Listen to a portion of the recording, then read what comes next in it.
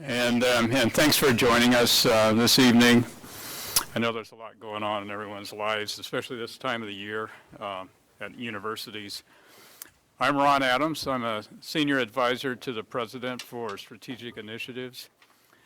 And what we want to do this evening is to give you an update on the work that we're doing in engineering and designing the Marine Studies building in Newport. And then also the new housing that will be located there as well. So there are two projects that you're going to hear about. And then provide an opportunity for some dialogue around that status and answer questions that you might have. And before we get into that, I just want to remind everyone that President Ray selected the site at Hatfield Marine Sciences Center. And that part of that is that there are some commitments that he has made to the community, both the university community and the broader community related to this particular building. And those commitments include that, of course, the programmatic objectives will be met, the reason for the building to be located there, that both the residence hall and the Marine Studies building at Hatfield will survive a magnitude 9.0 earthquake, that the Marine Studies building will survive an associated tsunami, such as one produced by the Cascadia Subduction Zone event, and that it will be repairable following an L-level subduction zone event. Some of you may not know, but the magnitude of the seismic event aligns with t-shirt sizes. So when you hear L, that's for large. And then it will be able to survive that event and the associated tsunami, and that the building itself will provide a safe and accessible vertical rooftop evacuation site as an alternate to the horizontal site at Safe Haven Hill for those that are impaired in the event of an XXL tsunami event. So you heard L, so XXL is a really big t-shirt, a really big event. The other thing that the president committed to is that we'll partner with the community to basically harden the pathway to Safe Haven Hill. So we're going to take care of both providing vertical evacuation and then help reinforce the existing pathway. So again, tonight you're going to hear a status report on the process to engineer, design, and construct the building. And this update will be facilitated by Steve Shields, who is principal with Constructive Endeavors Consulting. And I'm going to turn it over to you, Steve, to proceed from here. Okay, I think this is working, right? Or do you have to turn on the? I have no light here. Hopefully, turn yours off. No, there's no light. We're good. Hopefully, everybody can hear me. Again, my name is Steve.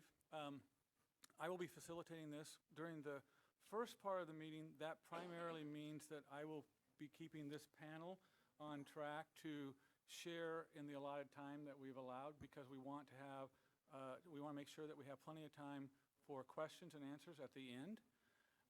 We're planning on somewhere between 30 and 40 minutes for those questions and answers. I would ask that you hold your questions during the session, because the panel may answer a lot of those questions as they go through. Keep track of those questions, however. The panel is also trying to make sure that they provide clear and as transparent of information as they can. It's a pretty complicated set of things, so the update will be won't necessarily answer all your questions. That's why we need to wait till the end to see what you're interested in that may or may not have been answered. For the online viewers, we actually have, and this would be a good time to. Let's do a mic check, maybe. Oh. Are you picking? Okay. Picking us up? Okay. Okay. And is it possible to have the, there you go, one more, right there. So the people that are online should at this point see an email address, and I will state it here, but you should see it online. That would be where you write in your questions, and you can do that at any point during the discussion of the panel. And we will intersperse questions coming from that source with people in the audience when we get to the question and answer period. And I will read that just in case you can't see it online. The email address is marinestudiesbuildingworkshop@oregonstate.edu. And those 4 words are all full words, no spaces, so it's a very long email address. After the panel is finished, I will be facilitating those questions and answers. So until then, you won't hear much from me. All right. With that, I'm going to introduce Scott Ashford, who is, besides being the Marine Studies Building Oversight Committee Chair, he's also the Dean of the College of Engineering. Scott? All right, thank you, Steve. Ed Ray established this oversight committee last fall. And what we looked at, the role of the oversight committee is really to provide oversight not only on the design, the construction, and the engineering of the Marine Studies building, as well as the Oregon State University student housing that's being built up on top of the hill, but also safety and evacuation planning, legal, legislative, communications and public affairs matters relating to the Marine Studies Initiative, as well as other matters that we get assigned by the provost, Ed Fazer. The committee is made up of people from across campus that have different roles, and you can see on the screen members from Susie Brubaker-Cole, Tony Doolin, Steve Clark, Mike Green, Roy Haggerty, Jock Mills, Terry Meehan, all have different are representing different portions of the university. In addition to that, we added liaisons to that committee that will serve to bring questions to the oversight committee, as well as to get information out to engineering, to CEOs, to our OSU community in Hatfield, as well as to the student body, and to our College of Liberal Arts and our public affairs faculty and staff. We were formed last October. We've had a few organizational meetings, but a lot of our work so far has really been attending the peer review panel meetings and letting the peer review panel do its work. I think we have a great peer review panel of really world experts that have been providing that technical oversight to the design and engineering that's going on for the Marine Studies building. And you'll hear Chris Poland is that chair. You'll hear more from him a little bit later. As far as the oversight committee goes, where I see where we're actually going to have some meetings coming up, and really a decision point is at the completion of the conceptual design for the Marine Studies building. That is when most of at least for the Marine Studies building, the work of the peer review panel will be essentially complete. The conceptual design will be completed. And at that point, we will be making a recommendation to Ed Ray on how to move ahead with the site. What I'd like to do at this point is introduce the rest of the panel. You've met Ron, you've met myself. We also have Bob Cohen. He's going to be representing the Marine Studies Initiative and give us a brief update. We have Tom Robbins from YGH Architects. He's the architect for the project, and he'll give us a brief overview of really how they are, from an architectural standpoint, addressing the commitments that Ed Ray, the university, has made to the public. And also we have Chris Poland, who's chairing our technical peer review panel. and he'll tell a little bit more about the role of the panel and really go into much more detail on the issues and how the design team has addressed the issues that have come up during the process. With that, what I'd like to do is turn it over to Bob. Okay. Thank you, Scott. Just very briefly, to bring everyone up to speed, the Marine Studies Initiative is a effort by the university to bring the breadth of ocean-related scientists and scholars into a coordinated program that will foster both academic and research activities, and as well as extending those outside the university, so a very strong outreach component. An important part of that is bringing the experiential sort of hands-on both classes and research and internships out to the coast at the Hatfield campus. And so tied to that is the development of this building, and that's been sort of the core goal here. And the design is partly has been discussed and will be in greater detail. There are sort of two main drivers here. Certainly is the programmatic side, and that's to develop an academic setting that builds on what we already have at Hatfield. The research component, so we have state-of-the-art research facilities, and the community space, because that's a very important part. It's sort of the third leg of the stool for Hatfield and for Marine Studies. The other primary goal that this entire process is actually driven by is this ability to add safety options for the Hatfield community. And in designing the building to meet these structural requirements that Scott outlined with regard to the seismic and tsunami environment, we will provide additional options with the vertical evacuation on top of the horizontal evacuation options that we have. So I'm part of the planning team, working with our architect and engineers, and I'm going to turn this over, or do you want to turn? No, you. I'm going to turn it over Tom's myself. next. I'm going to do this to Tom Robbins, who's the lead architect with YGH Architects. Thank you, Bob. I was asked to keep this fairly brief. I think, you know, the design of this project is quite exciting. The program itself is quite exciting. And I think the spirit of everyone involved is where it needs to be. There are some challenges in this project, like in any other project, but from a design standpoint, I'd like to kind of think of this in maybe 3 or 4 manners. You know, first of all, it's supposed to be a demonstration project.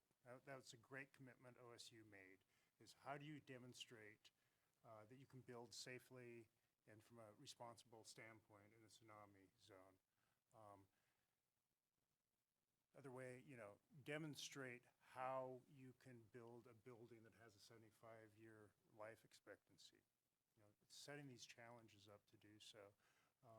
So, you know, we've done site-specific tsunami modeling, soil studies, and these type of things to address the tsunami part, which is, frankly, maybe the easier part. It's a engineering exercise, right?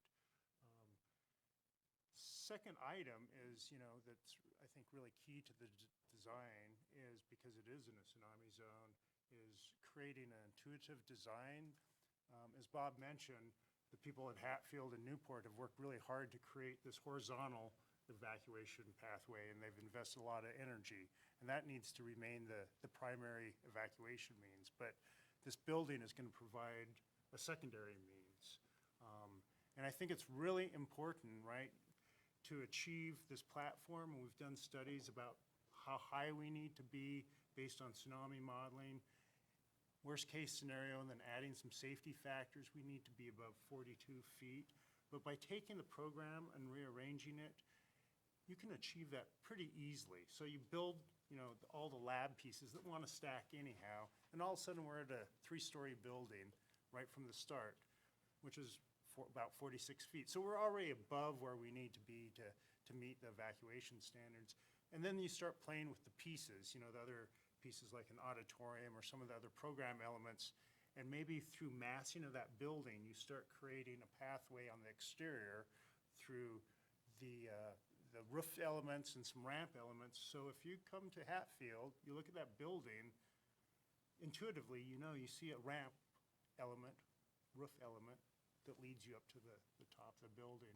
Of course, we have elevators in a hardened shell and stairs and these type of things, but it's really that intuitive, how do you express this without a bunch of signage, right? And then, you know, the third component, and it goes back to the program, is the collaboration between the disciplines and the agencies on the campus. You know, we obviously want a lot of discussion back and forth and that cross-pollination. And you do that through, you know, transparent walls from labs and offices and that type of thing. But what you really need to do is create extra space where you can have these informal discussions, both on the lab level, but, you know, creating a component or building off a component like we have a small auditorium and some cafe, really start creating a living room for the entire campus, right? And pulling these other agencies out of their buildings and bringing them into yours. And then, you know, the last kind of big item is, you know, creating a symbol that says OSU, says Hatfield Marine, and says Newport. And we're attempting to do that through, you know, using materials that are appropriate at the coast and durable, that are gonna last 75 years with some maintenance. Definitely, you know, any type of lab building is energy intensive by its very nature. So we are definitely looking at creating systems that are energy efficient when you can. That's a big challenge with the lab building, but that's our mandate. And then, you know, just kind of working through the program, again, to draw people from even outside of Hatfield, from the greater Newport area into the building. We have 1 minute.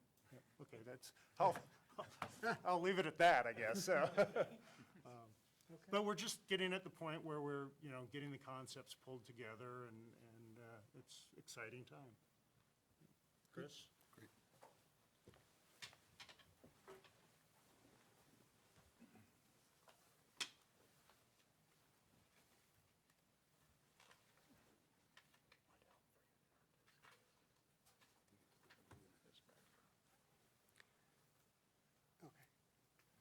Yeah, so while we're getting ready for Chris's a bit longer presentation, I think, than the rest of us.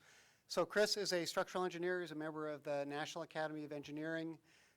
He's really, much of his work, especially over the last couple decades, has been around resilience. A lot of the work he's done is in the San Francisco Bay Area, and increasing the resilience of that city.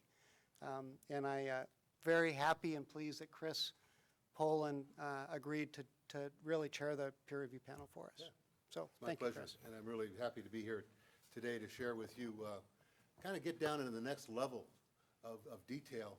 And when we talk about making sure that it's safe, making sure that we've got a building that it can carry out its function and provide the level of safety we need, and what all that means and what we're going through to make that happen.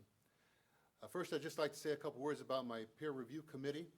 I am a structural engineer, 40 years of experience, retired president and CEO of Dagan Cove Engineers, a whole career-long effort in doing these kind of projects, big projects, and also working in community resilience, earthquake engineering, and all of that.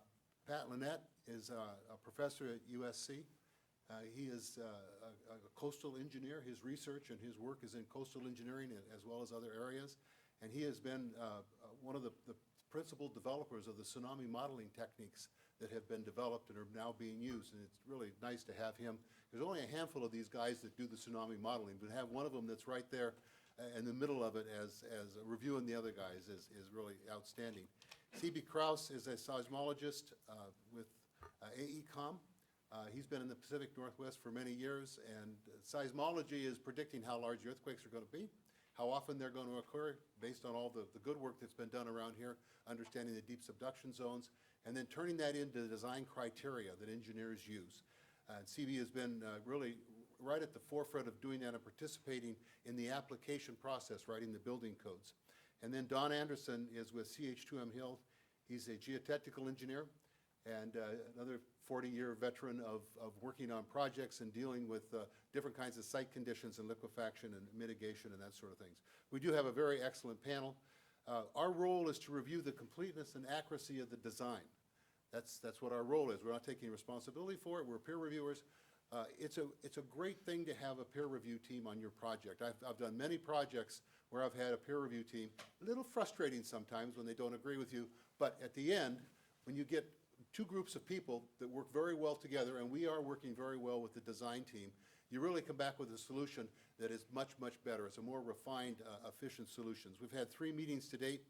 We've exchanged over 40 review comments. Most of them have resolved, and we're working through the next step.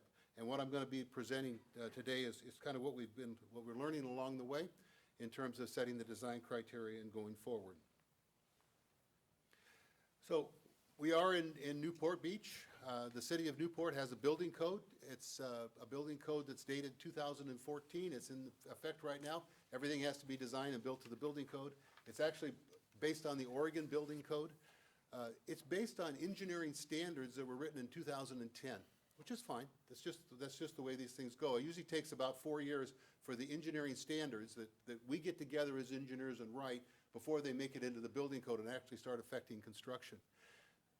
There's a new code expected in 2020 that's going to be based on the engineering standards that we have just finished, and I use this big "we" representing the whole structural engineering, earthquake engineering profession. We've just finished a new standard. It's in publication right now. It won't be required probably until sometime between 2018 and 2020, but we have to recognize that that's coming. And one of the challenges we always have as structural engineers and building designers is you just hate to have your building open, and the day it opens, you know it doesn't meet the code anymore. You just don't want that to happen. And so knowing that this is coming, it gives us an opportunity to do that. Okay, we have to meet the criteria for the building code. And you know, you worrying about a magnitude 9 earthquake and all that is all part of the criteria that goes into everything for all buildings in Oregon, all the university buildings. But the university has decided that they want the design based on these 2016 standards, which is really important because it gives us the latest consensus information on the seismology and the ground shaking intensity and liquefaction potential and how to handle all that. But it also has a new chapter in it that sets the tsunami design provisions. We've never had this before. It's a very complicated thing. I won't drag you through what it says. But what it does is it brought together many, many people, engineers who have been working in tsunami design, looking at the tsunamis and the effects that have occurred over the last number of decades, and write down what needs to be done. And so you get a consensus document about what you need to do in order to properly address the vulnerabilities that we have. That's really important to us because it gives us a better level of reliability on the safety that we're striving for. There's also special criteria that was mentioned already about how repairable this building needs to be. And I'm proud to say that this whole program that the university has put together is consistent with the Oregon Resilience Plan. That Oregon Resilience Plan was published in 2013 and really set the stage for what Oregon needs to do to make itself resilient to a great subduction zone earthquake. And it's a terrific plan. This program is consistent with that, and we're moving forward in that regard. The specifics of the criteria is we've decided that instead of just following the code provisions, because the code does tell us what the details that we need to use as engineers to design the building, that we're going to do site-specific studies. And that's really important when you have a huge investment in a building or in a very important structure to understand exactly what you have at your site. And so we've gone through those site-specific studies. When it comes to determining the level of strong ground shaking, it's kind of a complicated thing that we go through. Understanding the sources, understanding the probabilities, and how that all mixes together to come back with a design criteria that covers the large earthquake, but also covers the other things that you expect.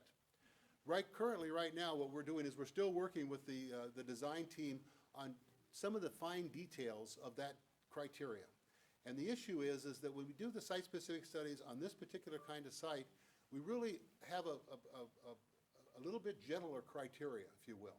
The code is a little bit too conservative, and so we're working to make sure that we get that right, and that's where the reflection is coming through, so that we get the best estimate of what's going to happen at the site.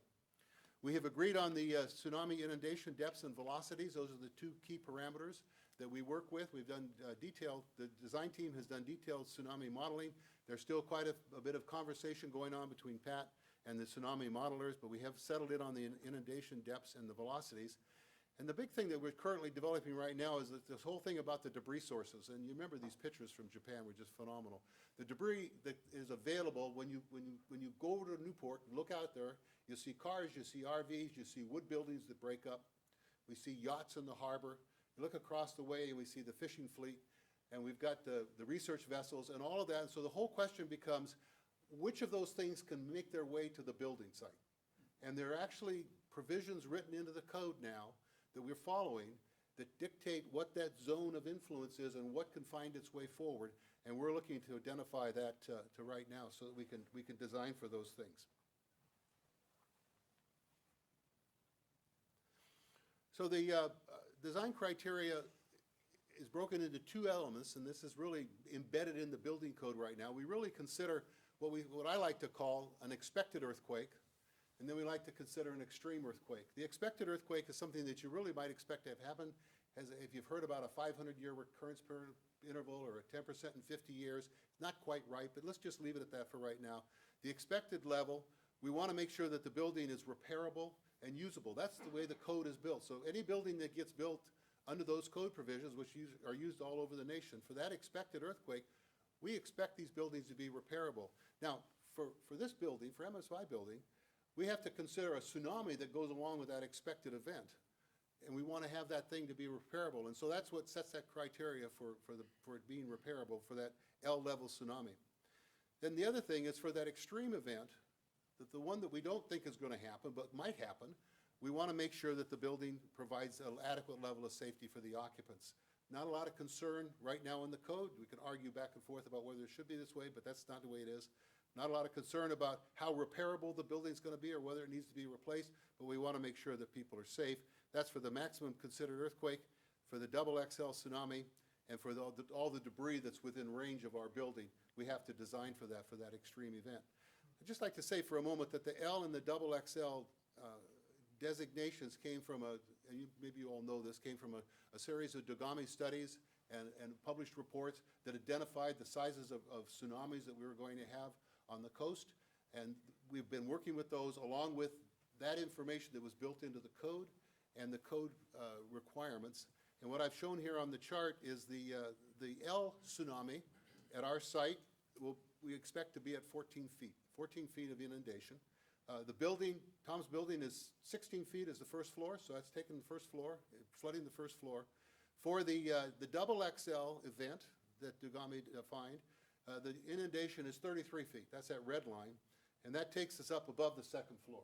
So we're taking out the first floor and we're above the second floor, and just we're 33 feet on 31 feet, so we're just touching the third floor in that double XL event. The code design requirement is to do a tsunami that's based on the same probability of occurrence as the building code earthquakes are, and then put factors of safety on it, and that takes us up to the black line. So we're actually designing for 41 feet of inundation. So for that extreme event, 41 feet, make sure that it's safe. The building has to take care of that. And for the repairable building, we're down at 14 feet. So just want to say a few words about the design for safety in all events.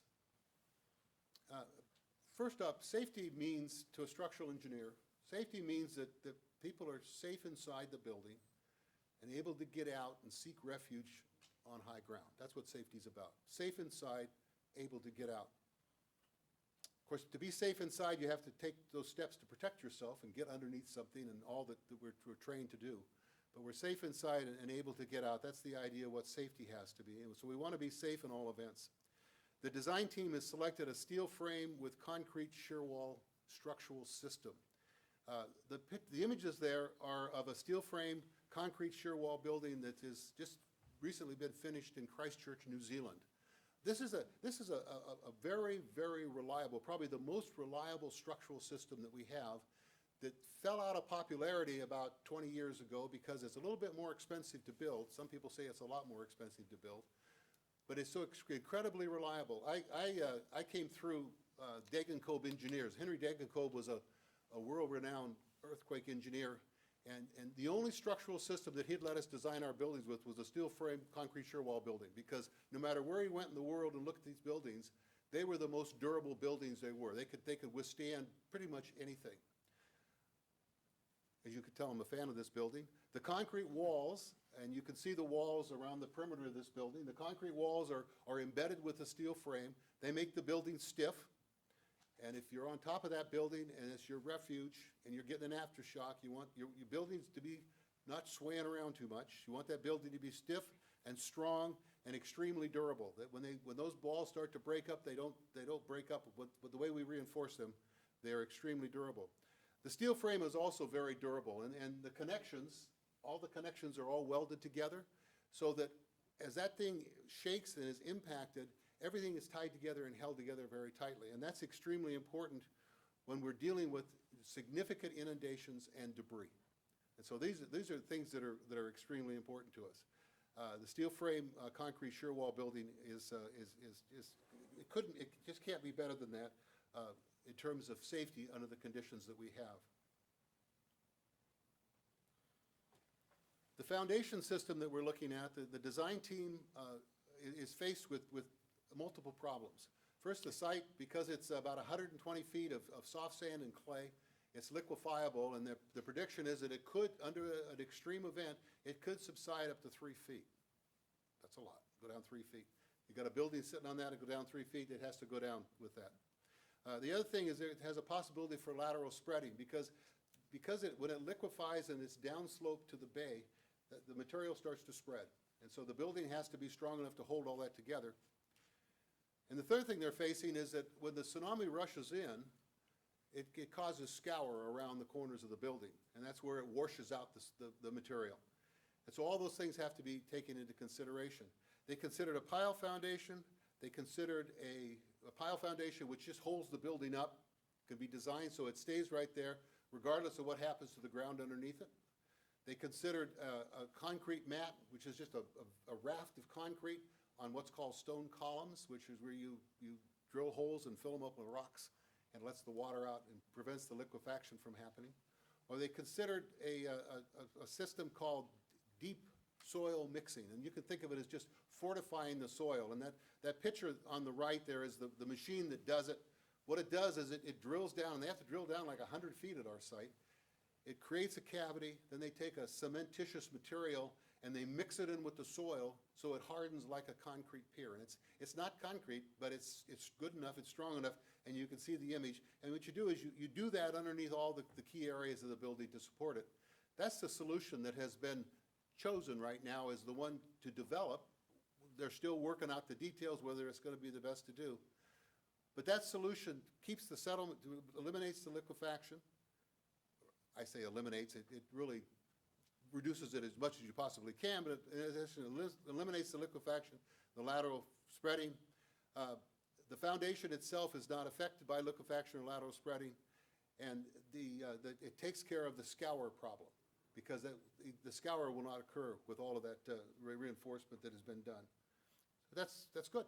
That takes care of it.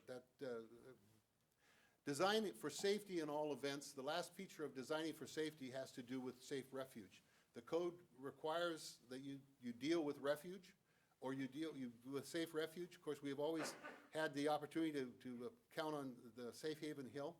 The nice thing is that as we were going through the development of this, the team has figured out, Tom's team has figured out how to create a platform up there for maybe up to 1,000 people. And an ability to carry them up there, size the elevators to take care of the disabled people. The ramp structures, there's a ramp structure picture here. This comes from Indonesia. Tom's ramps and building going to look a whole lot nicer than this one. That's a bad example. That is not Tom's building. It's going to look a lot nicer. But I just want to give you an image of what that looks like. We've got the path. There's some issues with the path to make sure that the path is going to be passable because of the liquefaction and lateral spreading, and those things are we're working on.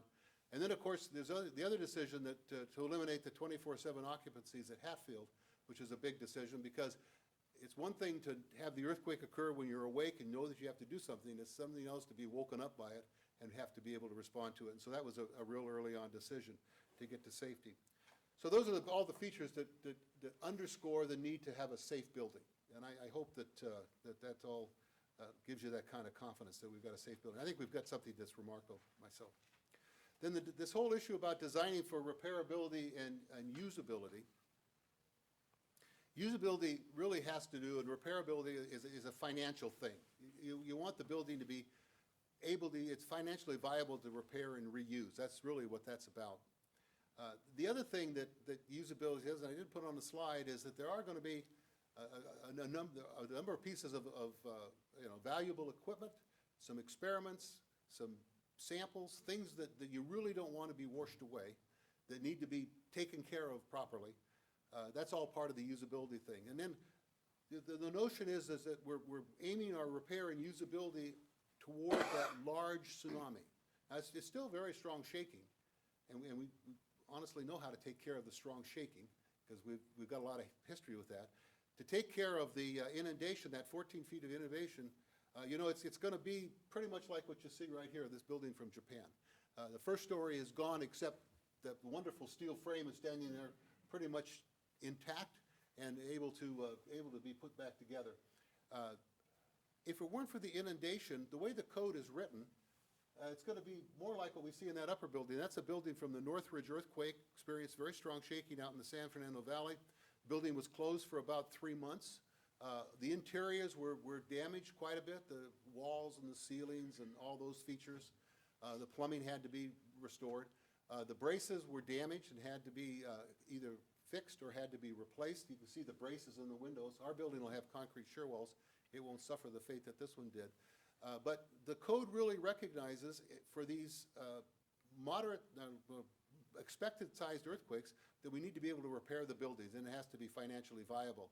And because the university has established their level of financial viability to 60%.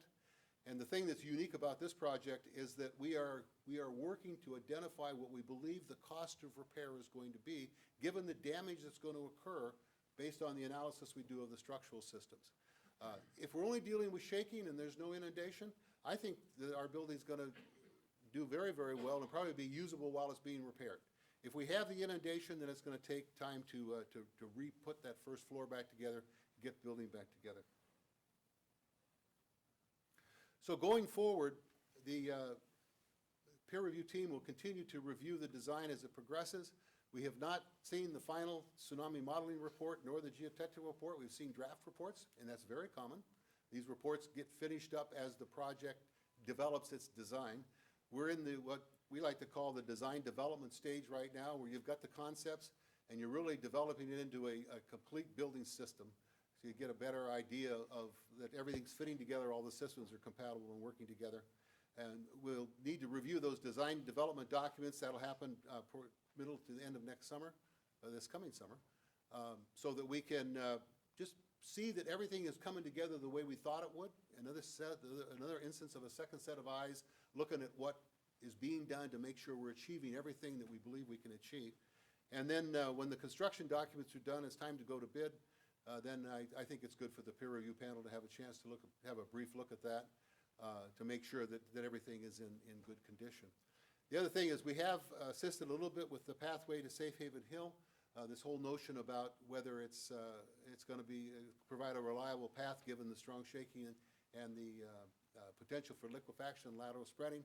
And as we need to, we'll be helping out with that. So that's it. Great. Hang on, I'm going to get this microphone.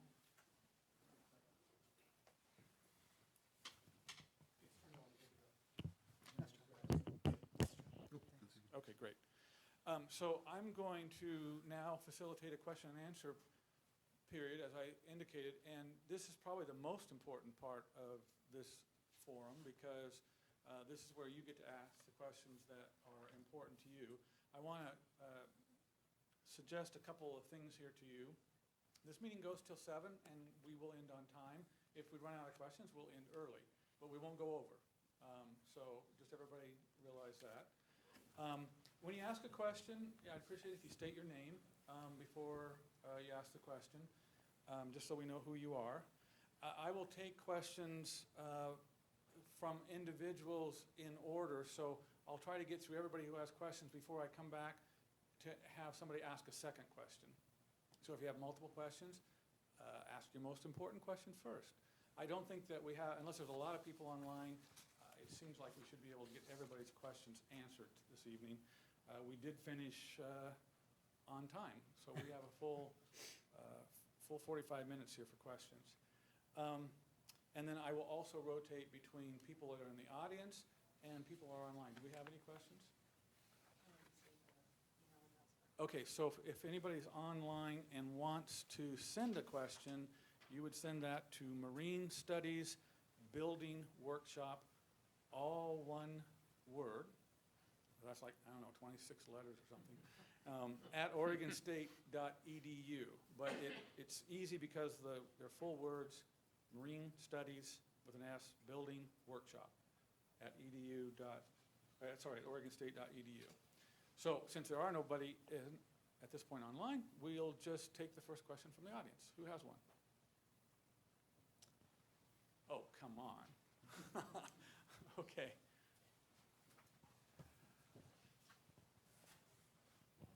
My name is Doug Lounsbury, graduate student here at OSU. So thank you for your presentation. This is actually the first information I've heard of this kind from the Oversight Committee. So I'm glad you're presenting it now. I hope there will be more of it to come. Question I have for you is, given the purpose of this building and the design that you've described for the building, so the purpose, I understand it, is education and research in a coastal environment, and the design, which you've described quite well. And then given the location, so the location is in a known severe earthquake and tsunami hazard zone. Would a building with this design in this same type of location for the same type of purpose be allowed and legal in coastal Japan?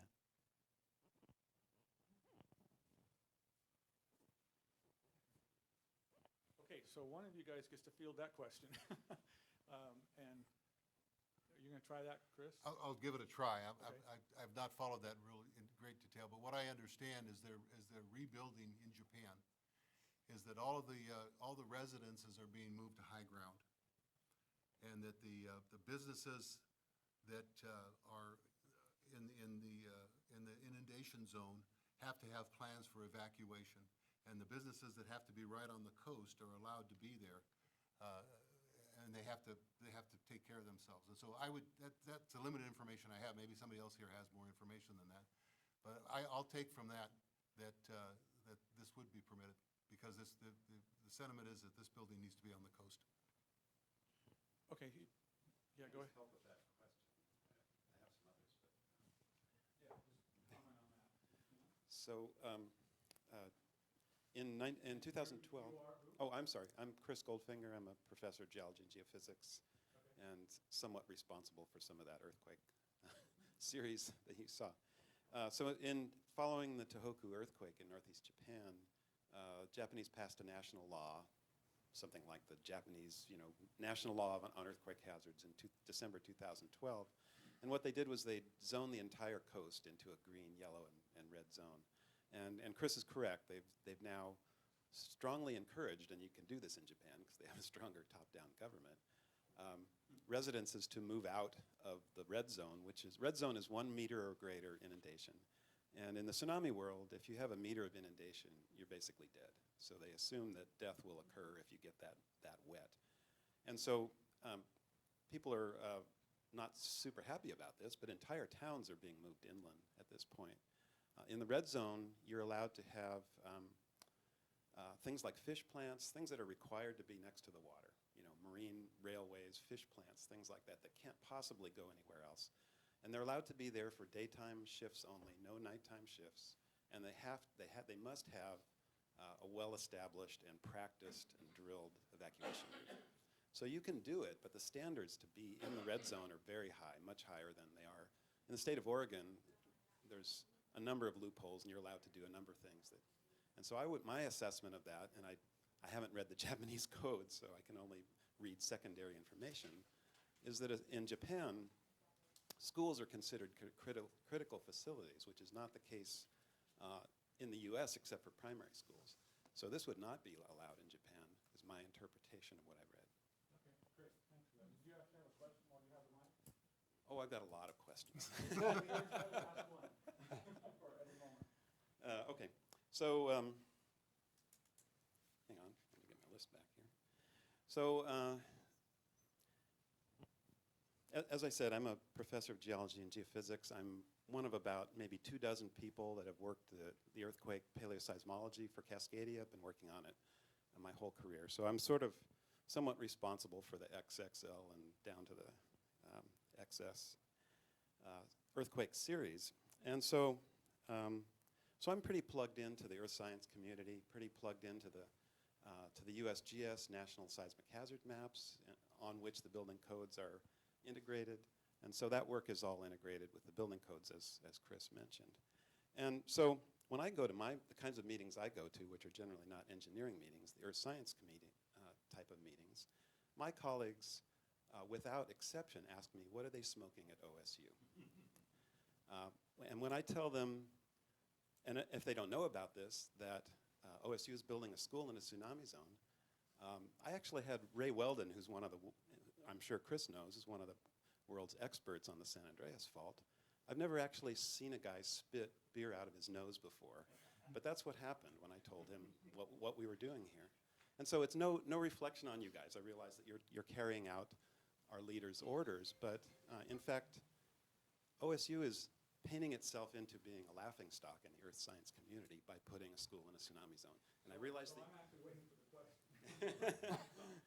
So my first question is really just a statement. And I'm sorry, it's not a question. I've got some other, the rest of mine are questions. But outside the bubble of OSU, in the earth science community, we are painting ourselves into a deep, deep hole. And the whole concept that we're going to build a demonstration project by putting a school in a tsunami zone is faulty to begin with.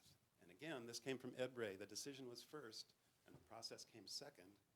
But that's where we stand today. And I just have to tell you guys, that if you go to SSA or GSA, and we're not so much engineering-oriented geology meetings, you'll meet a whole different set of reactions than you meet, in the bubble of OSU.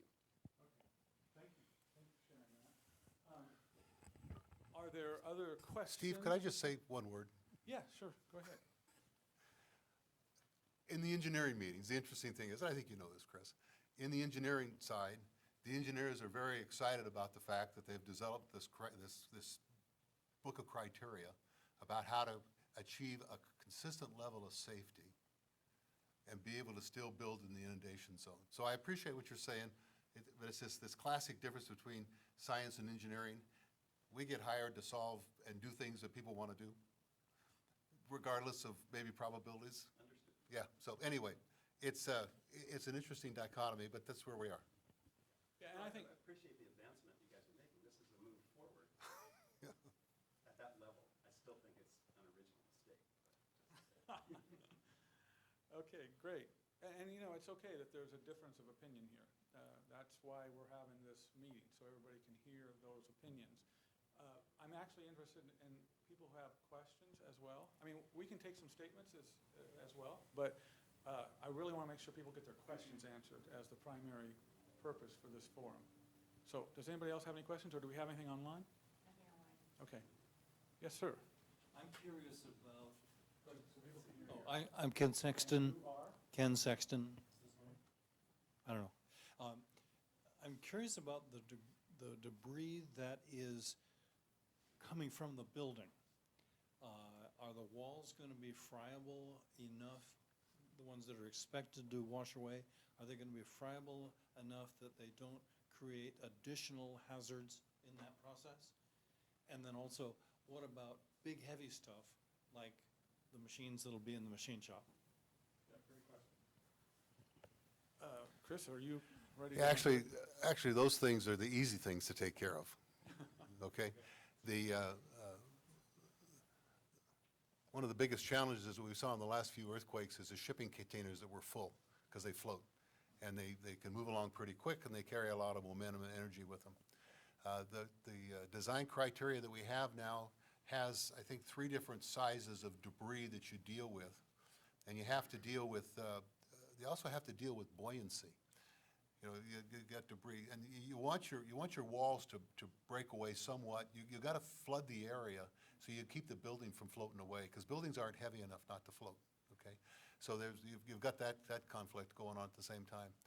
The idea about the larger pieces is, and this is a big question, is what's the zone, where can they come from? And we really depend on the modeling to tell us where the water's gonna come in, and there's some really wonderful modeling videos available to look at if you've seen them, or maybe you've seen them, where you can see the water and how they believe the water's gonna move around. That's really gonna help define the zone. And then it's a question, what's in that zone that is of a size that can actually float in the time that the water's gonna be there? Because the water's only there for a limited amount of time. It goes away and it comes back. And if it's large enough that it can ground, can it be grounded? And the thing with the larger ships is they ground before they go anywhere. Also, the larger ships don't move in the water. But all that's under investigation right now. What we're counting on is to consider the zone, the consensus process has given us, define what the zone is, look at what's in that zone. And then as a follow-up to that, because engineers love to have backup safety, you know, we get criticized for being too careful, but that's just the way it is. Looking at other things that could come into the building, what kind of impact will it have on the building? And using special collapse analysis that we do, make sure that our building's not gonna collapse, even if something very large comes in that nobody thinks is gonna come in. So that's part of what the process is that's going on right now. Did that answer your question? Yeah, mostly I was kind of, if I can do a little bit of a follow-up. Sure. If I'm speaking of the Innovation Center, where we're gonna have some big heavy machinery that presumably will be bolted down. Okay, sorry. We're gonna have some, in the Innovations Center, some big heavy machines, mills, lathes, those kinds of things, maybe 2 or 3 tons, presumably bolted down. But if they get hit by a big enough piece of water, are they going to break loose and then take out a piling or something like that? That was the kind of thing I was thinking of. That's great. Thanks for the clarification. So can you respond to that? Part of the design criteria is consider that. The columns have to be designed to take that kind of impact. My first reaction is that I would expect that stuff would stay bolted down. We have to bolt it down. If it's large, we have to bolt it down for the code anyway, for the strong shaking. And we are facing some very strong shaking. So I wouldn't expect it to come loose. And then the water, I believe the water comes in, well, it comes in with a velocity. And so we'll be looking at the velocities and make that kind of determination. That can be done. Can I follow up with that? Sure. We're also the structural systems based on progressive collapse, so it's the same philosophy you'd use for an explosion. We do a lot of embassy work too. So essentially, you design for columns disappearing, right? And you need the rest of your structure to still stay intact enough to carry that, right? So we're planning on the possibility of losing some of the columns and some of the members.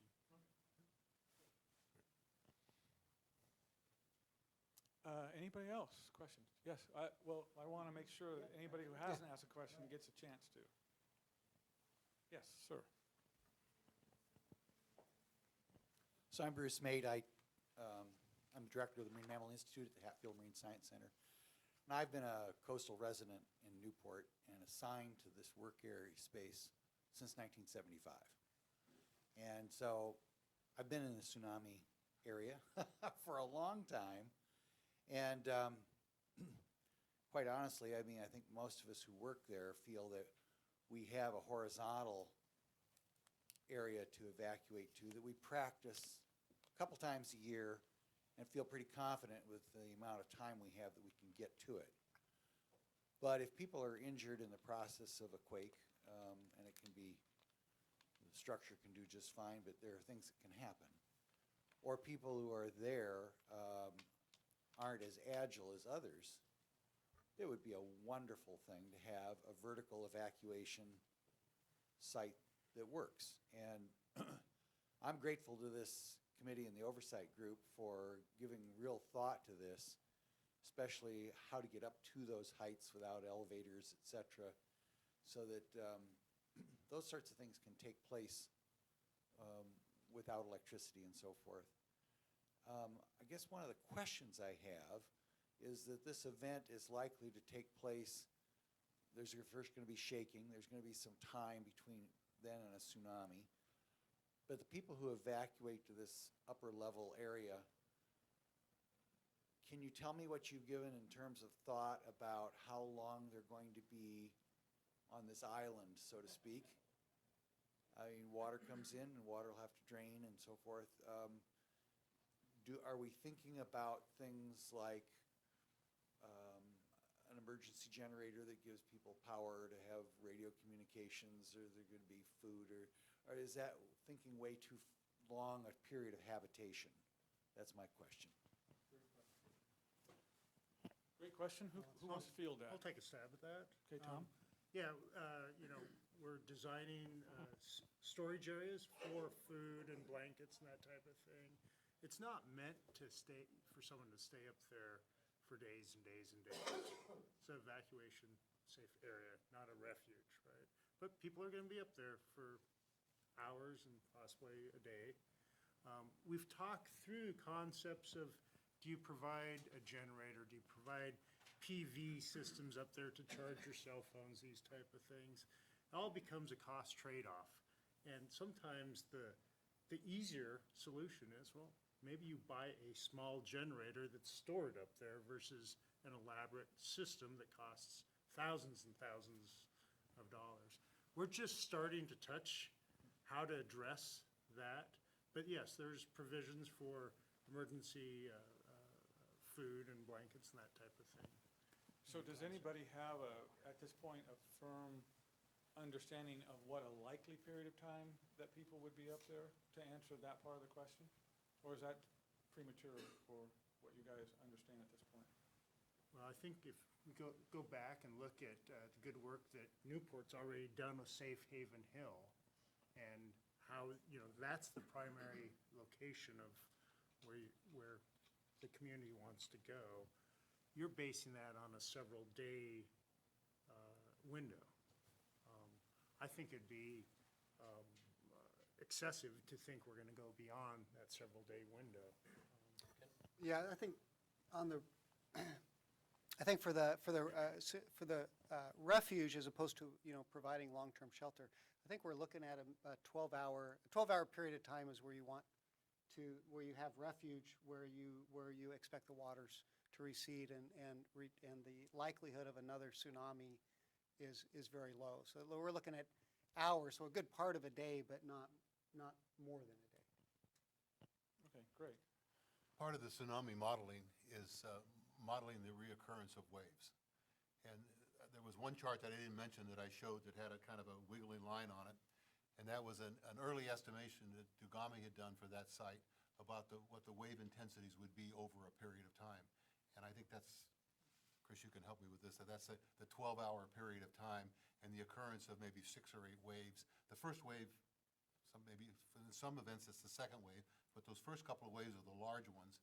But still, if you're trying to evacuate people and you get 3 feet of water or 5 feet of water, you can't have that, so. Okay.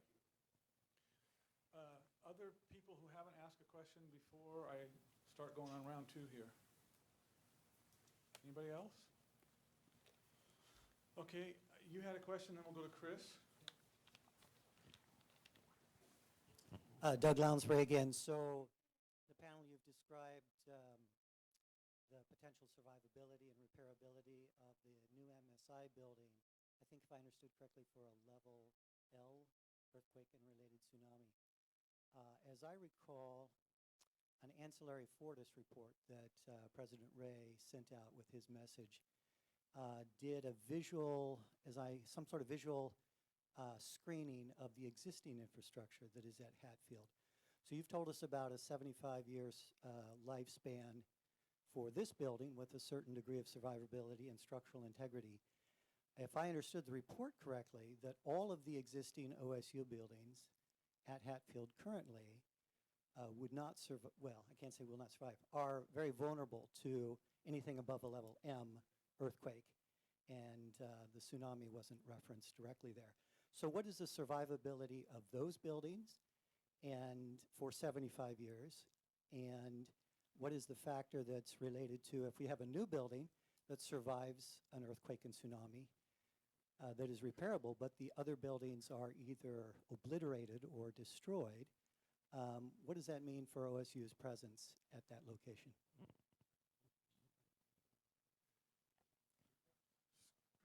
Scott, do you want to? Yeah, I think in that report, I think the existing buildings at Hatfield are vulnerable, and I think what Ed, President Ray committed to do was to look and start seeking funds to upgrade those buildings. I thought the report said they could never be upgraded to a level L. That I don't recall from the report. So I think the implication from your question is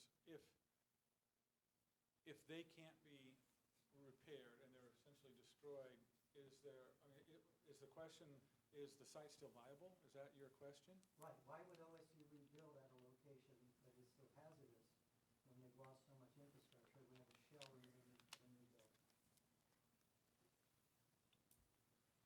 I see your point, but, if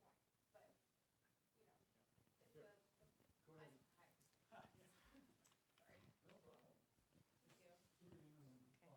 Sorry. Hi, my name is Rachel Hausman, and I'm a senior in earth science. I actually work in Chris Goldfinger's lab. Most of you probably recognize me. So I have a comment and then a question. But first, I'll respond to that. I see your point, and if a building has a 75-year expectancy, I think that's far less than the reoccurrence interval. I'm sure Chris will have a comment about this for me. So if they do want to rebuild there, I don't think that's unreasonable. I think it's just more unreasonable right now because it's closer to the earthquake within the reoccurrence time. But my comment is it's been really great to see the students get involved. And I'm sure many of you remember a year and a half ago my opinion at the board meeting. But it's been so beautiful seeing the student body get involved with something that's so important. And the autonomous board could have handled this completely different, but I think this is a really good case study for how things can be handled in the future. And although this building has a lot of debate, I've never heard so many people talk about the Cascadia subduction zone on campus. And I think it poses a lot of positivity for future students getting involved with engineering. And that leads to my next question is, do you think that students will be involved or interning? Is this something that's just too high of a level? I've interned, I know I've made mistakes, so there's not really a lot of room for mistakes, but has money been allocated for students who maybe want to get involved? I don't even know if that's been brainstormed at this. You're talking about interning for the construction. Yeah, and we're an engineering school. Yeah, so a lot of our projects on campus, as well as, and I would imagine at Hatfield, the construction companies often hire our students to serve as interns during the construction process.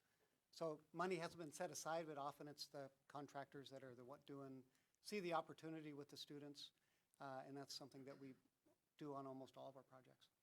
There are also interns in our capital planning office on campus that help undergraduates that work with throughout the whole process.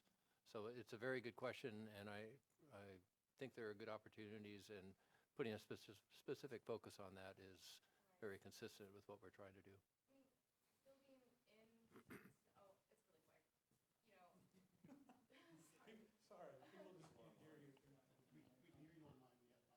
Yeah, I just think there's a lot of negativity around this building, and whether it's built out of the tsunami zone or in it, there's actually more conversation about the earthquake now that it's being built in it. But Portland needs to be awoken to the fact that this is going to happen. And if OSU was continuing to build this without preparing for the tsunami, I think that would be negative. But I think from now on, really only positivity can come out of it. And this is just starting a statewide conversation. So I just want to say thank you for letting the students' voices be heard, because I really do feel like that. So thank you. Thank you. Thanks. Go ahead. ahead, Chris. Could I have for a perspective on this other question about building out there in the 75-year life? Would that be all right? I'm talking about, Doug's question. The question from the, yeah. You know, we've got, setting the tsunami aside, just from a seismic safety standpoint, the whole West Coast, the whole nation is filled with buildings that are not particularly safe in great earthquakes. In fact, they're just not safe. And owners have to deal with that one way or another, either decide to deal with it or not decide to deal with it. There are more cities now that are trying to mandate requirements to have these buildings taken care of. So this problem of having facilities that can't handle the hazard that they face is very common. What is the solution? Well, we see the solution is most often owners want to look at the facilities and figure out what's it going to take to make them safe so I can get the people out of the building so nobody gets killed. And then I'll buy insurance or I'll do what I have to do to rebuild that facility when the time comes. But I'll get the useful life out of the building.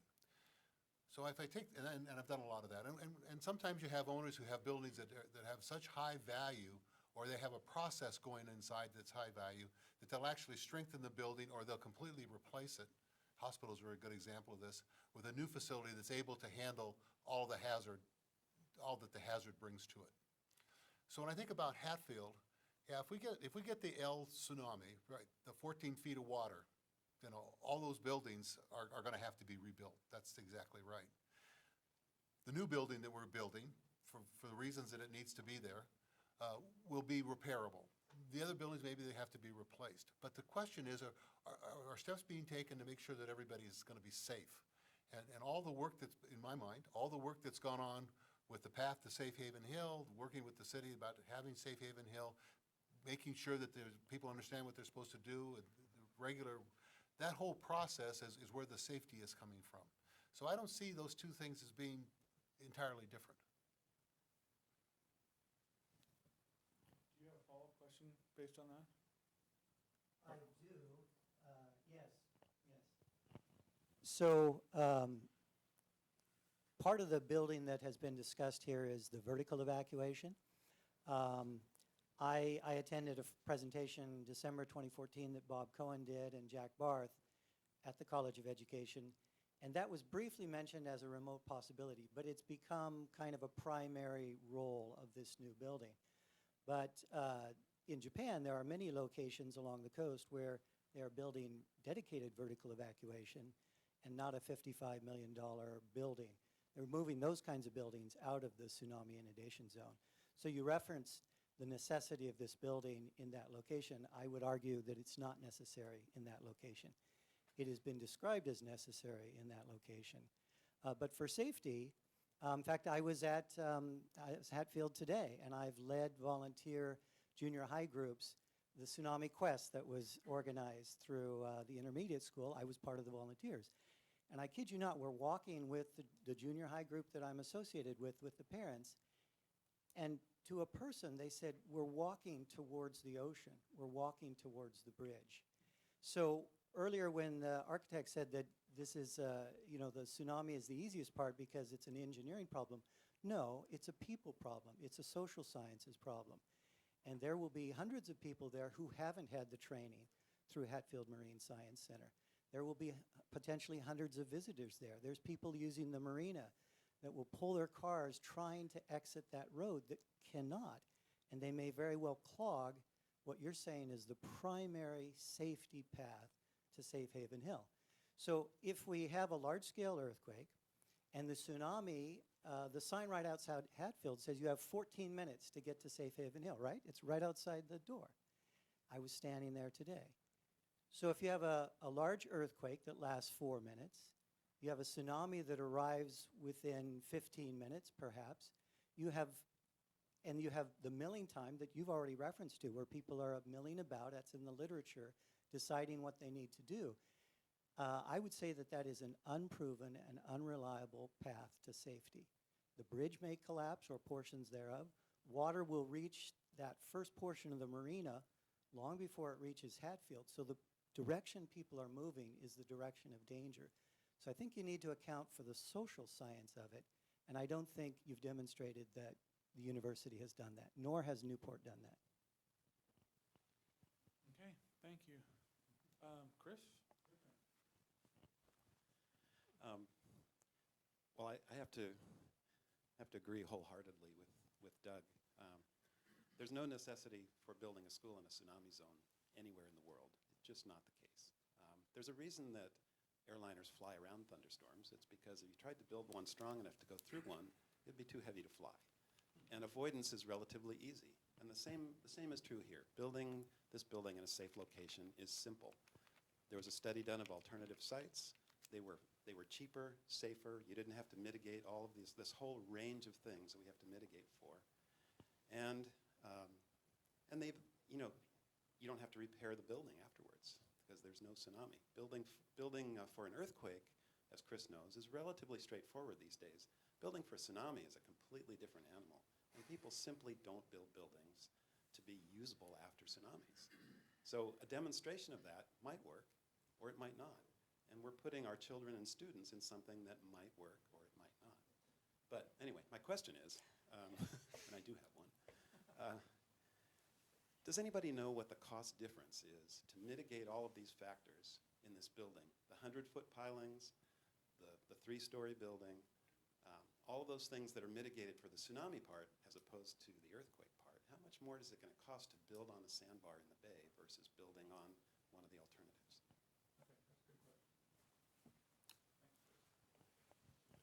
Yeah. We did the cost analysis of the alternative sites. And with the purchase of the property, including the purchase of the property up on top of the hill, compared to the property that we own that is costing some additional higher cost due to the seismic mitigation, those were close to a wash in that report that we had. So very similar costs.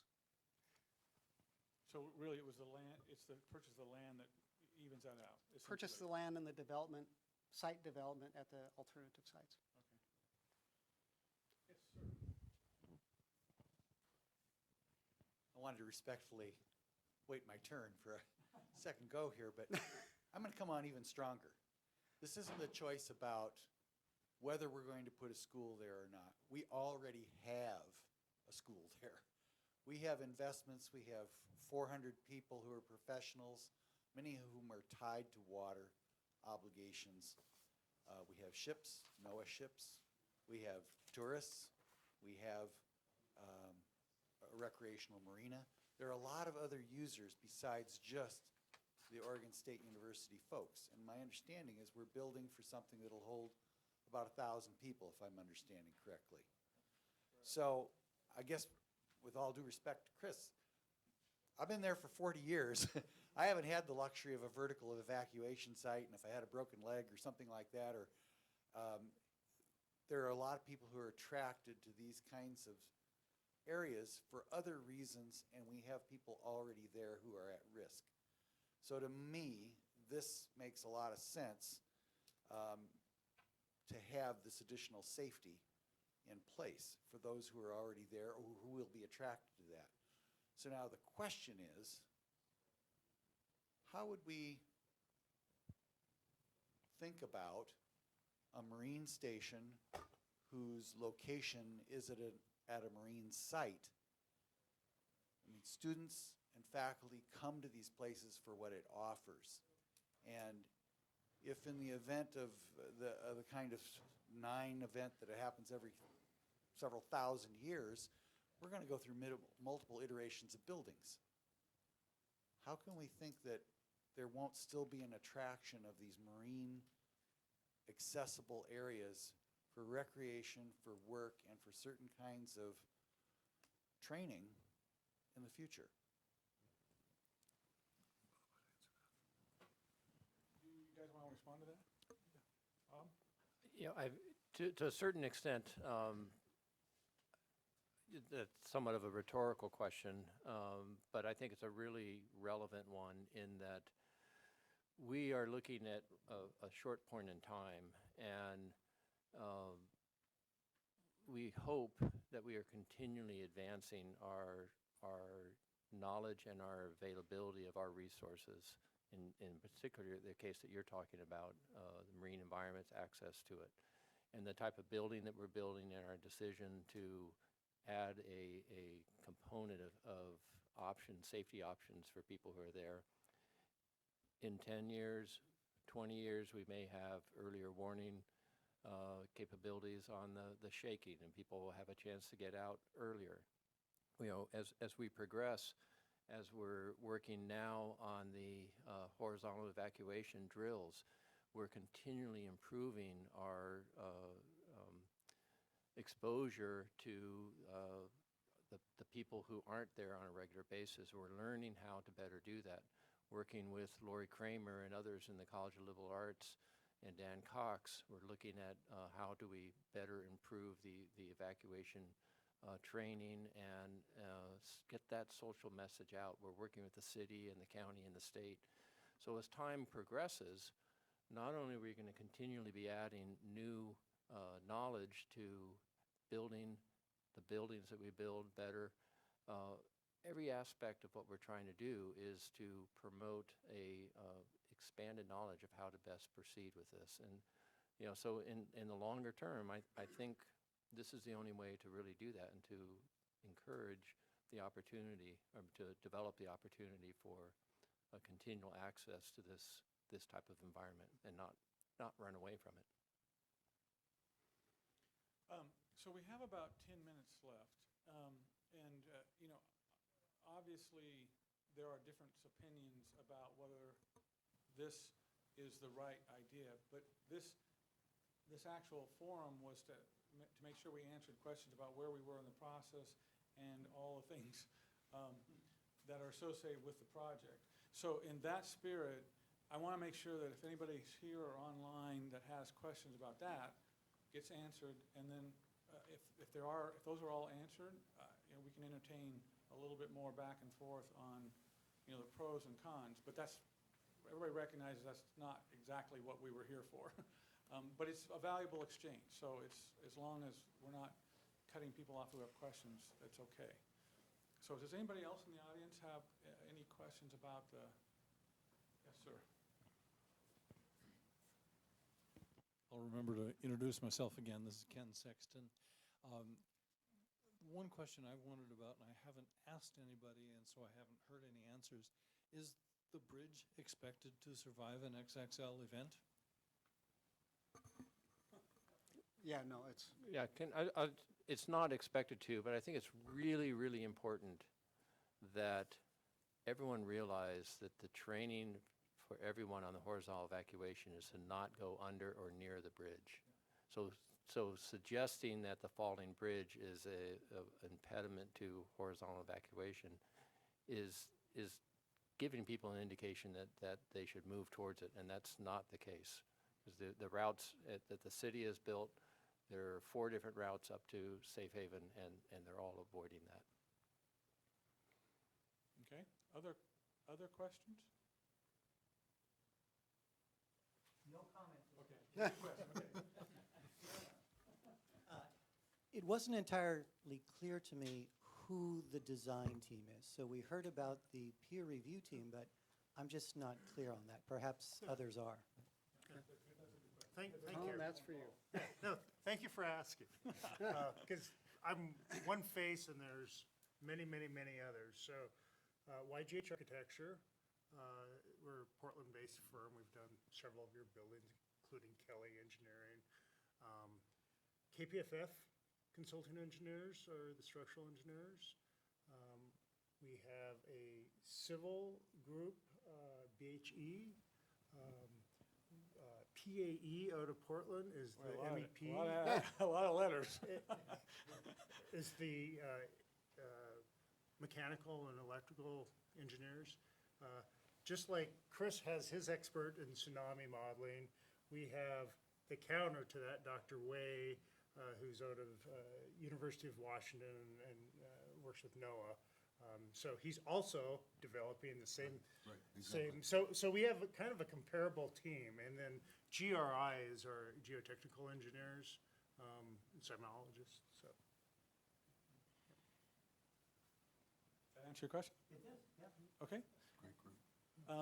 Other questions? Okay, we'll go to Chris. We'll just go back and forth. I'm happy to go last. No, you're fine. So I'll just go with a more of a technical question. So I'm glad to see that your tsunami models are sort of in the same range as Doug-AMI now, which is good. So I was part of the original Doug-AMI team, and we went through developing a whole range of sources.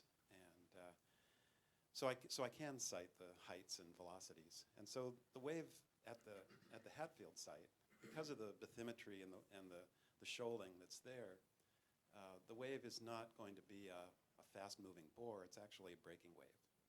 And it's going to be carrying with it the rogue brewery tanks and all the boats in the yacht harbor and all that stuff, which weigh 20 or 30 tons, and maybe some of the ships as well. So I'm glad to see you're taking seriously the debris issue, because that's a big one. But a breaking wave going 26 knots, which is the velocity from the Doug-AMI model, about 30 miles an hour, is an almost unimaginable force. And so I'm wondering if your tsunami models are also showing that this is not a fast-moving bore, but an actual breaking wave, and are planning to incorporate those kind of velocities. Anybody answer that question? I cannot. Can you answer that? No. In the presentations that I've heard and the report that I've read, I haven't seen anything about a breaking wave approaching the site. So that's the best answer I can give you. It's implied by the velocity. 26 knots is about the right speed. So it's not, whether it's... I think what we have seen though is that for the peak velocity does not occur at the peak velocity for the waves does not occur at the peak water depth during the tsunami. Well, I was just citing the water depth after the building. I don't know if that was... So, the velocity of the building site. So maybe, I'm just maybe curious, the, if I could just say, go ahead. I've printed out the conclusions of his report. The maximum flow speed that he's reporting is 44.6 feet per second. Is that 26 miles an hour? Because this comes out of the modeling that they're doing.